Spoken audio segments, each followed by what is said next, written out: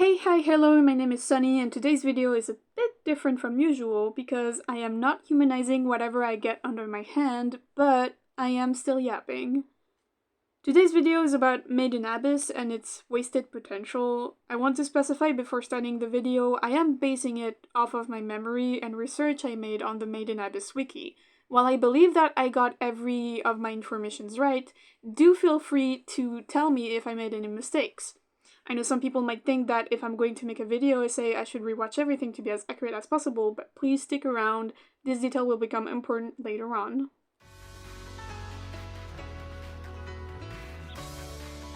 Made in Abyss started off originally as a manga series, then turned into an anime that started airing in July of 2017. If you are unaware or unfamiliar with Made in Abyss, it's known for its disturbing scenes, but more importantly, the concerning amount of pedophilic scenes that it has.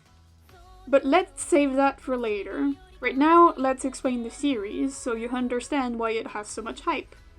The plot of the anime is intriguing. Within the town of Earth, we find a giant hole that goes down 20,000 deep into Earth. And that giant hole is getting called the Abyss.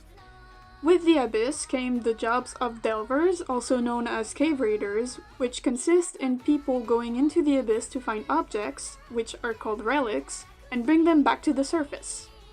Delvers have a ranking system with whistles ranging down from a bell for the novices in training, red whistle for the apprentices, and that goes up to white whistles for the greatest delvers who are considered to be legends.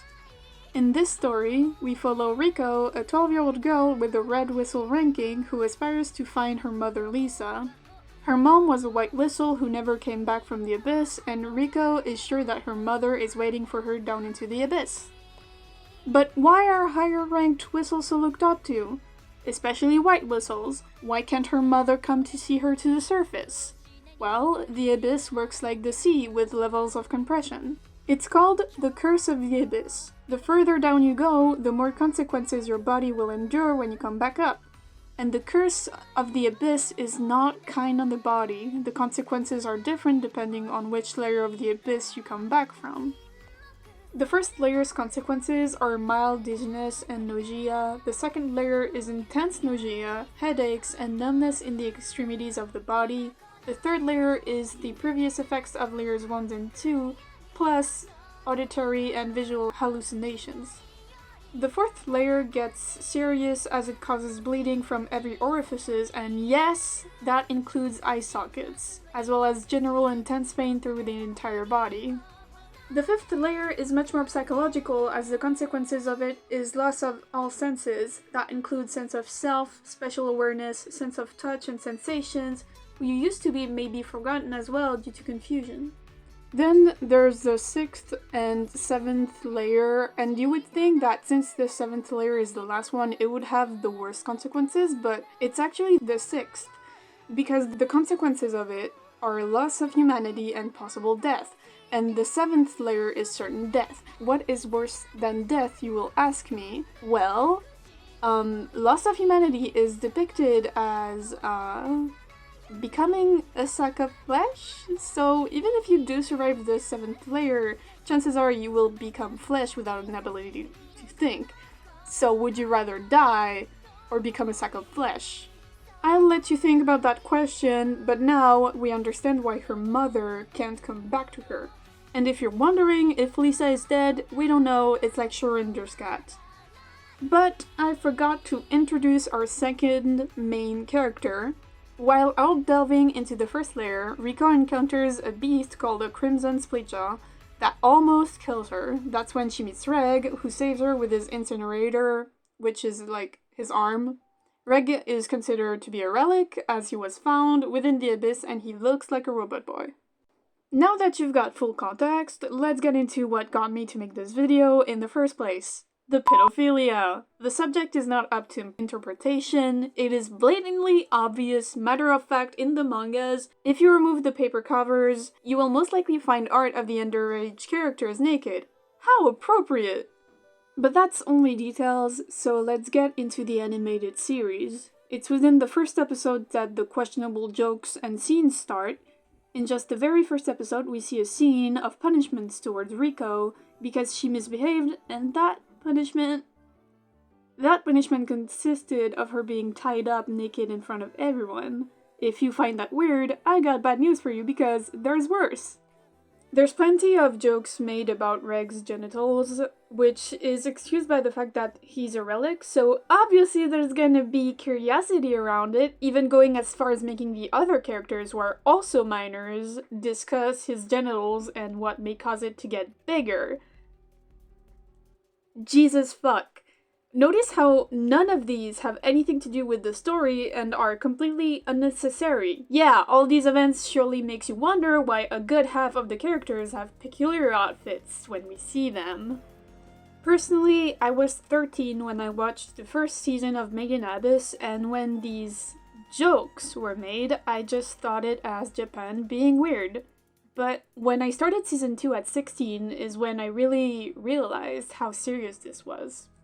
Hearing about these jokes may not seem so important. A lot of animes do similar things, so why would Made in Abyss be so much worse? It just puts everything in perspective when you watch the anime. Just because other animes do it doesn't mean it should be excused. Please don't get desensitized to the sexualization of children.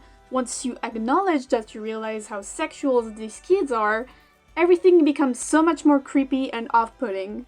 Made in Abyss genre is listed as a dark fantasy and a seinen manga. Seinen means that the target audience are young people. At least it's the first thing that comes up, but looking through streaming platforms, it's rarely listed as horror, and I haven't seen it being considered 18+. Which I find horrifying. We see characters go through genuinely extremely traumatizing events. In fact, Made in Abyss is sadly known for the meaty elevator scene, where we see Meaty quickly endure the curse of the 6th layer and becoming this.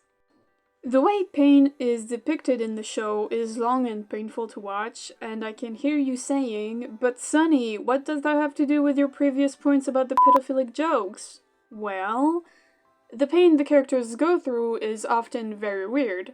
As an example, here is Reg going through painful experimenting where they remove his legs and intestines. Is that too necessary? Here is Irumyui, a character that appears in season 2 and the whole reason why I could not finish the show. To keep it short, she was part of a tribe that outcasted her because she's infertile and was sent out into the abyss with a crew of other people. We don't know how they knew she was infertile, and compared to the other characters of the crew, she's clearly a kid. Anyway, at some point, the crew gets extremely sick, and they found an artifact capable of granting its users greatest wishes. Irumyui gets the relic and heals from the illness, but she fuses with the relic? And that makes her progressively transform into a thing. The wiki calls her transformation to be a giant organ extractor, so we're gonna go with that. But here's the kicker. While she isn't completely transformed yet, she gives birth to these kind of rats-looking things. She is a child giving birth. And it gets worse, because these things die shortly after being born, putting Irumyui through unbearable psychological distress. That could have happened to an adult. It did not need to happen to a child character. This could have happened to a grown adult, and it still would have been absolutely horrifying. There was no real reason for it to happen to a kid. And oftentimes, when faced with that argument, fans get sadly defensive. The counter-argument to all of this is the fact that yes, doing this to children makes it more terrifying because they're children, so we feel even more sorry and bad for them. And to that, I will argue that it's also a cheap tactic, and again, it would have been just as effective on an adult character. And that fact alone makes me believe that Made in Abyss is actually not only a pedophilic anime, but also has some kind of hidden gore fetish. You may think I'm reaching here, and you have every right to your opinion, and please don't misunderstand my point. Does seeing children suffer bother me? Yes, but I do understand that in most cases it is necessary and that a bunch of other great medias have kid characters getting injured. The issue here isn't necessarily the characters getting hurt, but rather the way it's depicted. You have to understand, after seeing the kids getting sexualized through jokes, it's hard to look at the scenes where they're endured and not wonder if it's something more sinister. Again, the scenes are long and the pain of the characters are thoroughly depicted, and like I pointed out, they usually have unnecessary details about them. In fact, a friend pointed out that because of the already established pedophilic and creepy sexualized scene, the pain they go through feels less impactful because it feels like another uncomfortable fetishization of their pain rather than a tragic and dramatic scene. And writing all this build-up, it made me want to talk about another subject, which is still related. The excuse of unnecessary pedophilia and gore on children for horror purposes. Is that how low our morals are now? For us to excuse all of this content underneath the excuse of horror. We should be completely revolted that anyone would go so far just for a cheap shock value in their stories. A similar scenario happened with the game The Coffin of Andy and Lily, in which people brushed over the fact that the characters were in an incestuous relationship because it's a horror game, and they called it a disturbing element, when truly, within the game, the relationship is shown as something more casual rather than something problematic. But that's only another example. Remember how I said I didn't want to rewatch Made in Abyss before making this video? That's because I couldn't. The idea of rewatching everything I just listed made me uncomfortable, and that's how things should be. I'm not too sensitive for not being able to rewatch all of this, and if you never watched the series, this video should not make you want to watch it. I do understand morbid curiosity, but we are a generation who's considered to be too soft. And dare I say, snowflakes, who can't handle the harsh reality, yet we are one of the first few to understand how deeply problematic pedophilia is, and yet still excuse it. And some people even go out of their way to make absolutely horrible jokes about it. These sentences that have been popularized through TikTok, like bubblegum pink, game is game, if she's old enough to bleed, she's old enough to breed, which all of these are horrible, and these people know very well that they are, and that's why they enjoy saying it so much. But a part of it is also because we were raised on the internet and became incredibly desensitized to these topics. We lost our morals. This video is a call for people to be sensitive again. Be a snowflake, cry over nothing, reach for things. Anything will be better than being desensitized to these things, because Made in Abyss fans loved the manga and the anime enough to excuse the questionable content of it, and it just keeps going. Made in Abyss is the worst case of it that I've seen, but that's because I haven't really deep dived into more animes like it, or gory or pedophilic content, because I'm not a weirdo. Is Made in Abyss interesting? Yes, very. In fact, I've barely ever seen any world building as amazing as the one of Made in Abyss. Would I ever excuse the pedophilic content because it's horror? No, absolutely not. And I still find it crazy that people do. As deprived as people are, it doesn't mean that you have to be. Stay kind, stay human. Don't let yourself spiral into finding excuses to unexcusable things.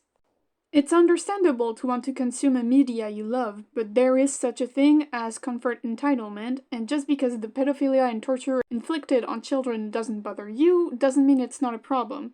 Stay grounded. We may not have control of our morbid curiosity, but we do choose what we watch. Because if we don't restrain ourselves, then at what point will we take a step back and say, this is too much? Because we've hit a point where people actively watch and seek this kind of content. We've hit a point where watching gore and enjoying it is considered normal. And you may say that it's only fiction, but this is truly a rabbit hole to fall into. If you can't recognize how deeply messed up Made in Abyss is, then how will you realize as you slip further and further into pedophilic spaces what is and isn't pedophilia? Whether you like it or not, these children are not real, but it's still pedophilic imagery. If you watch Made in Abyss and your immediate thought is to defend rather than simply grieve the fact that it is a lost potential, then maybe you need to do a little bit more of thinking, because we've hit a point where the internet actively jokes and excuses pedophilic content. So with that being said, let me ask you a question. When do we draw the line? And if you're still watching, thank you so much. I hope you liked the video. Feel free to correct me if I made any mistakes in the comments.